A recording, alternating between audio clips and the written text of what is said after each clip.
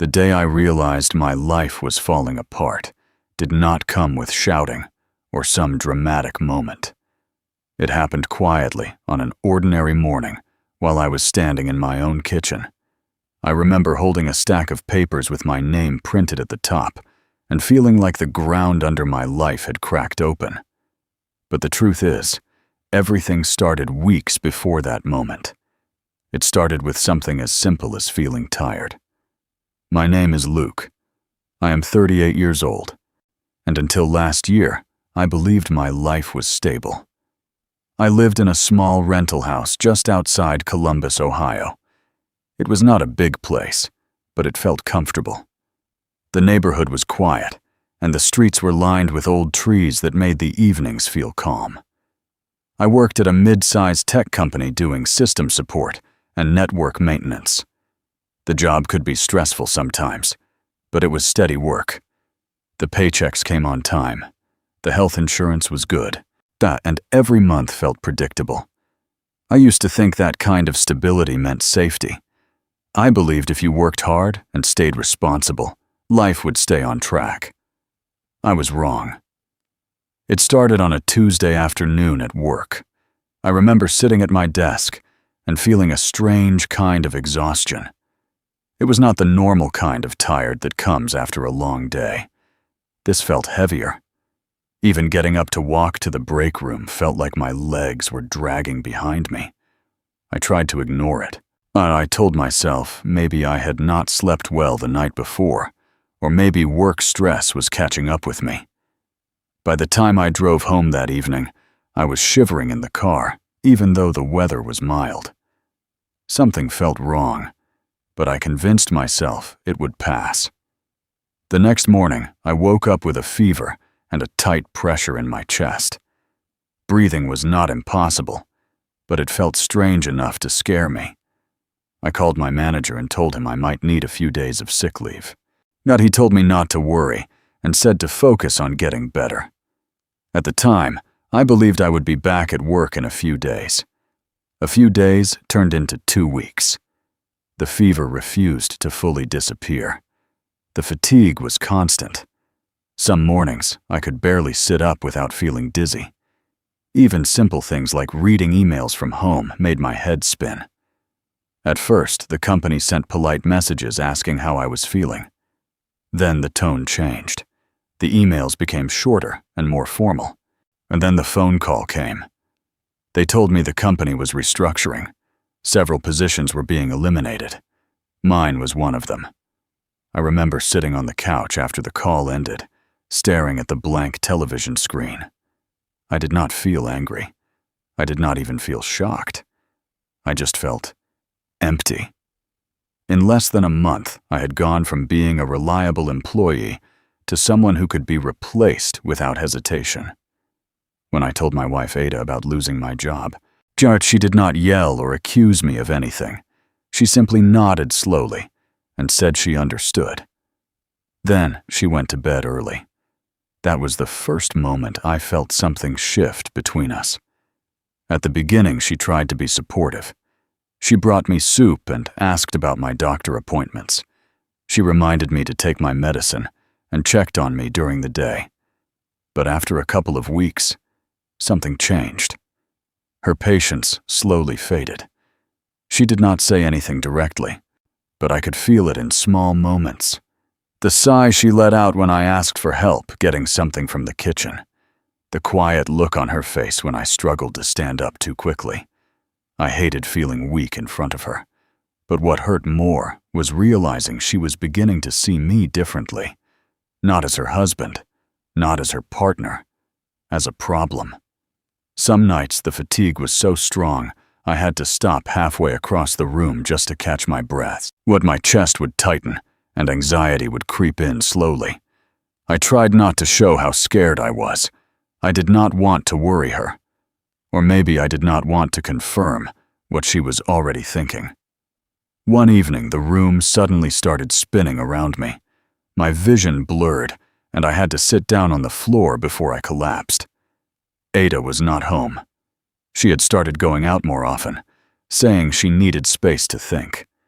I sent her a message telling her I was not feeling well. There was no reply. I do not know exactly why I did it, but I also sent a message to her older sister, Tiffany. We were not close. We usually only saw each other during holidays or family dinners. Our conversations were always polite, but distant. She called me within 1 minute. 10 minutes later, she was standing at my front door, holding a pharmacy bag and looking worried. She helped me sit up and checked my temperature. She made me drink water and asked calm questions about my symptoms. Now, she did not panic or act dramatic. She just handled everything quietly. Before leaving that night, she paused at the door and looked back at me. "You're not alone, Luke," she said gently. "I'll check on you tomorrow." Those words stayed with me longer than I expected. Over the next few weeks, my health moved in slow circles. Some days felt slightly better. Other days pushed me right back to where I started. Ada became more distant. When she came home, she often went straight to the bedroom. Conversations between us became shorter and colder. Meanwhile, Tiffany kept checking on me. Not constantly, just enough to remind me someone cared. But sometimes she would send a quick message asking how my breathing felt. Sometimes she stopped by with groceries or medicine.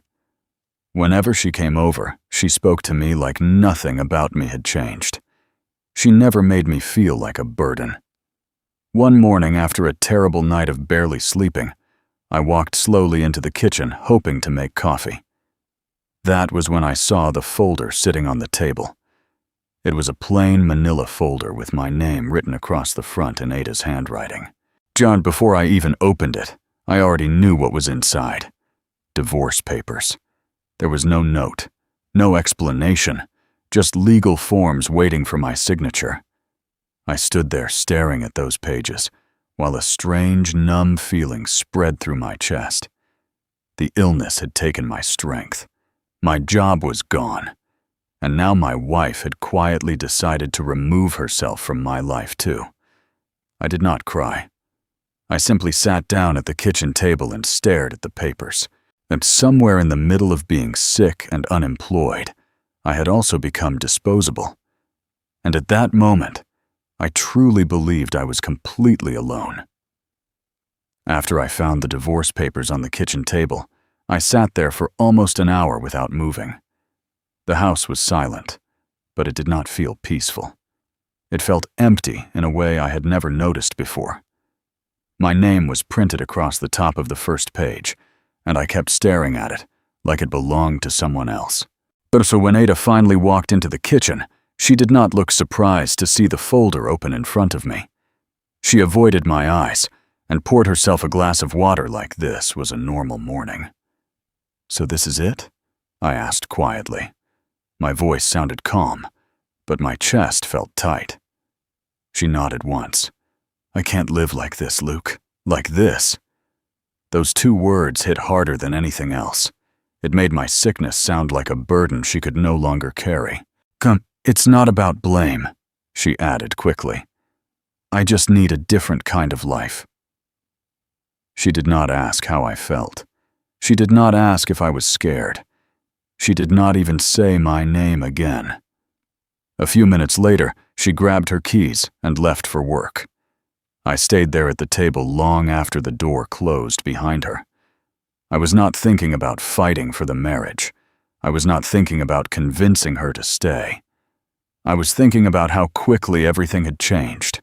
What, a few months earlier, we had been sitting in the same kitchen eating dinner together and talking about small plans for the future. Now I was sitting alone at the same table holding divorce papers. Later that afternoon, there was a knock at the door. When I opened it, Tiffany was standing there. She stepped inside slowly, and her eyes immediately landed on the folder on the table. She did not rush toward it. She did not start asking 100 questions, but she simply pulled out a chair and sat across from me. "How are you holding up?" she asked softly. Something about the way she said it made the wall inside me crack. I did not yell or break down. I just told her the truth. "I feel like I'm disappearing," I said quietly. like I stopped being worth something the second I got sick. She listened without interrupting. She did not defend her sister. She did not try to explain anything away. When I finished speaking, she reached across the table and placed her hand over mine. The gesture was simple and steady. "You didn't deserve this," she said gently. "And you're not facing it alone. I'm here." Hearing those words again felt different this time. The first night she said them, I had only been scared. Now I felt broken in a deeper way. And hearing someone promise they were not leaving felt like fresh air filling my lungs again. Over the next few weeks, my health slowly started to improve. The fever faded. The pressure in my chest became less frequent, but my energy was still weak. Some mornings, I woke up feeling hopeful, only to feel exhausted again by the afternoon. Through all of it, Tiffany stayed steady. She never treated me like a patient. She treated me like a person. Sometimes she stopped by with groceries or homemade soup. Other times, she simply sat with me and talked about everyday things. She always made it feel casual. "I was in the neighborhood," she would say with a small smile, even though I knew she drove out of her way. One afternoon, she suggested we take a short walk around the block. The idea sounded impossible at first. I had barely stepped outside in weeks. "We'll go slow," she promised. The first few steps felt strange, like my legs did not trust the ground anymore. We walked for about 10 minutes before turning back. By the time we reached the house again, I was tired, but proud. Fresh air filled my lungs, and the sunlight felt warm on my face. Those short walks slowly became a routine. 10 minutes one day, 15 the next. During those walks, she talked about her work, about funny stories from her friends, about small, everyday things that made life feel normal. Eventually, I started opening up too. I told her about the night I was scared I could not breathe properly. I told her how ashamed I felt losing my job. I admitted that I did not recognize the person I had become. One afternoon, we were sitting on a bench halfway down the street when she looked at me thoughtfully. "You've always been a good man, Luke," she said. "A steady one. Not many people appreciate that." No one had ever said something like that to me before, and I did not know how to respond. I just nodded quietly, while something warm shifted inside me. Back at the house, Ada barely spoke to me anymore. She came and went without conversation. Some nights, she did not come home at all. Eventually, I stopped asking questions. It was clear she had already moved on in her mind. Instead of breaking me further, the distance began to make things clearer. I started picking up small remote tech jobs online. That they were simple troubleshooting tasks, and the pay was small, but it gave my days structure. It reminded me that I still had skills, that I still had value. When I told Tiffany about finishing my first small project, she smiled like I had achieved something huge. "That's real progress," she said proudly. No one else noticed. No one else celebrated. But she did. One rainy evening, she came over with information about financial assistance programs she had researched on her own. "Well, you didn't have to do this," I told her. "I know," she replied calmly. "I wanted to." There was no pressure in her voice, no expectation, just sincerity. As the weeks passed, I found myself looking forward to hearing her knock on the door. The house did not feel so heavy when she was inside it. I laughed more.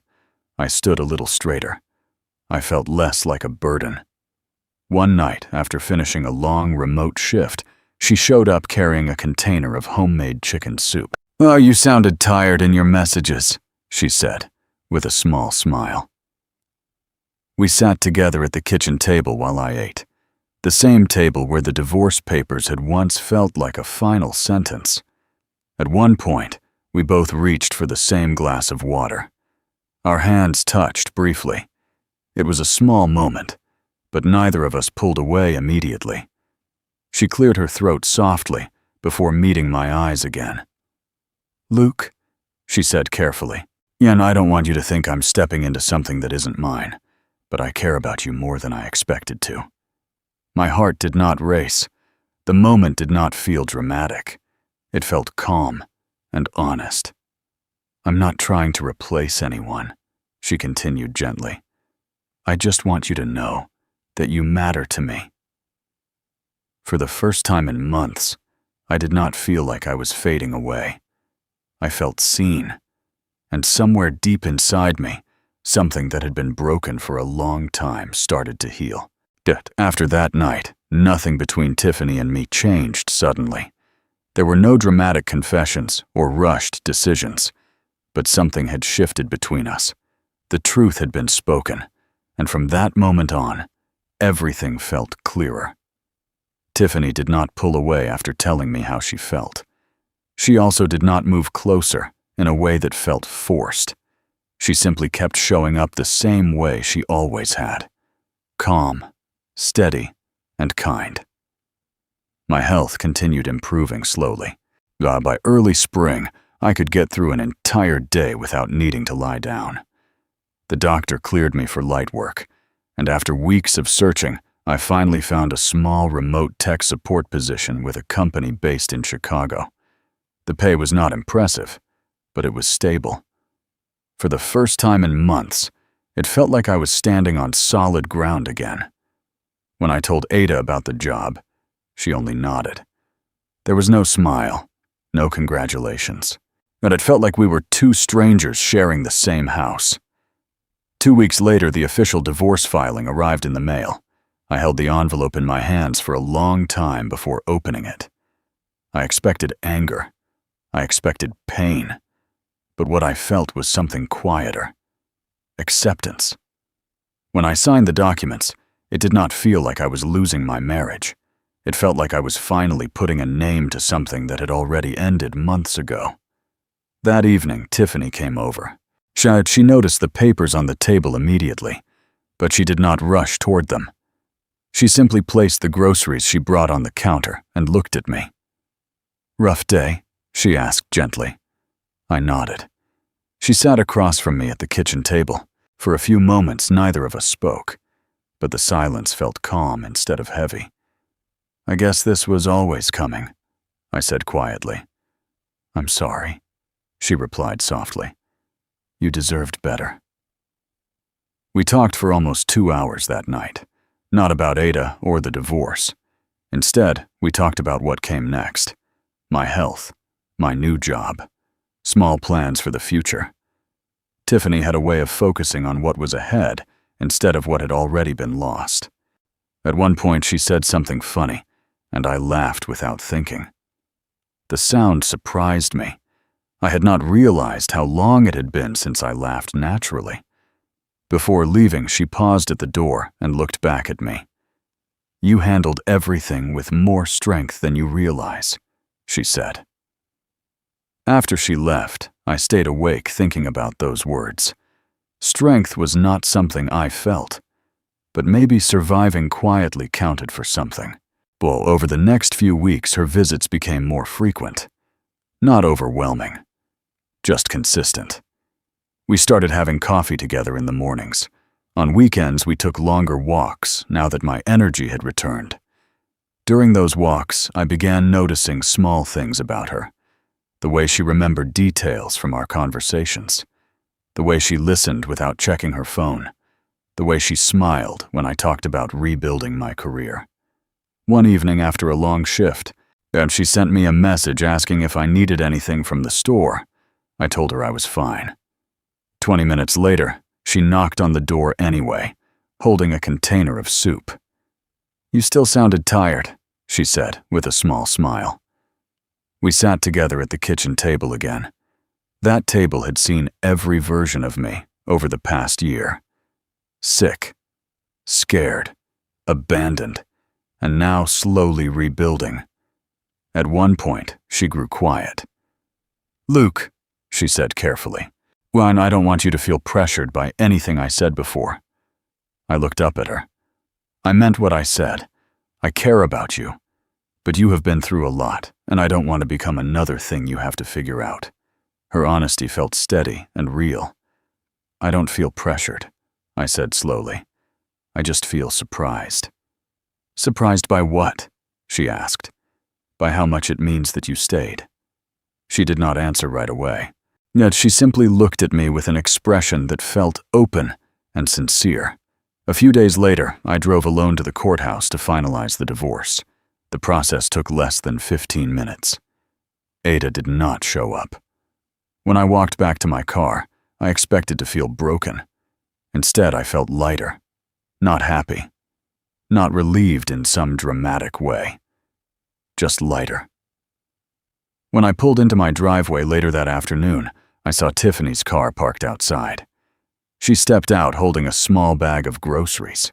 I thought today might be difficult, she said softly. Inside the house, she made tea while I sat at the kitchen table.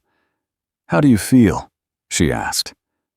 I thought about the question for a moment. Lighter, I finally said. Tired, but okay. She smiled gently. You deserve to feel okay again. As the evening continued, the space between us felt different. Not uncertain, just open. She moved her chair a little closer. I don't expect anything from you, she said quietly. I just want you to know that I'm not going anywhere unless you ask me to. I held her gaze. I don't want to rush, I admitted. But I also don't want to pretend nothing is growing between us. Her smile was small, but real. Then we take it slow, she said. Really slow. And that is exactly what we did. The weeks after the divorce settled into something steady. My job became more consistent. I handled more support tickets and joined team meetings.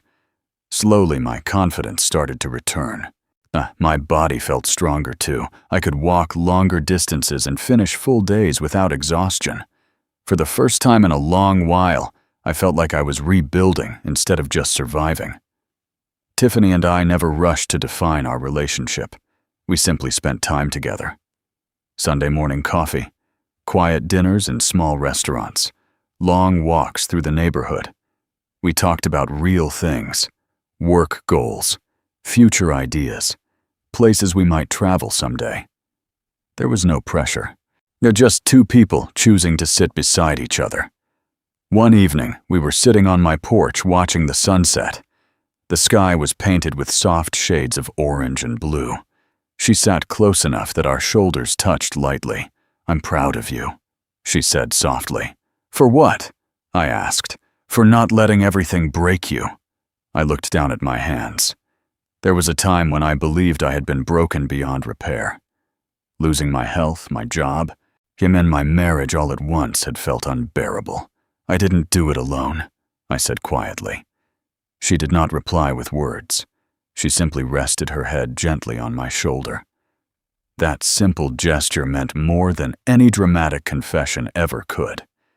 A few days later, I ran into Ada at a grocery store. It was the first time we had seen each other since the divorce. We exchanged polite greetings. She asked how my health was. I told her I was doing better. There was no anger left inside me, no bitterness, just a quiet understanding that we had chosen different paths. When I walked out of that store, I did not feel regret. I felt free. That night, Tiffany came over for dinner. As we cleaned the dishes together, our hands brushed again. This time, neither of us pulled away. I looked at her carefully and realized something had finally become clear in my heart. This was not just gratitude. It was love. Quiet and steady love, built through difficult days and honest moments. I don't want to take this slow forever, I said gently. She froze for a moment, searching my face. I don't either, she admitted. There was no grand speech, just the soft kitchen light and the quiet sound of water running in the sink. I reached for her hand, and she let me hold it. I'm not looking for someone perfect, I said softly. I'm looking for someone who stays. Her eyes filled slightly, but she smiled. "I stayed," she whispered. "And I see you," I replied. A few months later, we officially started dating. We kept everything simple. No rushing, no sudden changes. We allowed things to grow the same way they had started. Naturally. Steadily. By the end of summer, my health had fully returned, and I found a better remote position with stronger pay and more responsibility. For the first time in a long while, I felt secure again. But this time, I understood something important. Real stability does not come from a paycheck or a job title. It comes from the people who stand beside you when everything else falls apart. One evening, almost a year after the day I found those divorce papers, Tiffany and I sat together at the same kitchen table where my life once felt like it was collapsing. Well, the room felt warmer now, more alive. She reached across the table and squeezed my hand. "I'm here," she said softly. The same words she spoke the night everything first began to break. This time, they did not feel like reassurance. They felt like a promise. And in that moment, I realized something. Getting sick did not ruin my life. Losing my job did not destroy me. Even the divorce did not end my story. All of it led me to the one person who chose to stay when staying was not easy. And sometimes that is exactly where real love begins.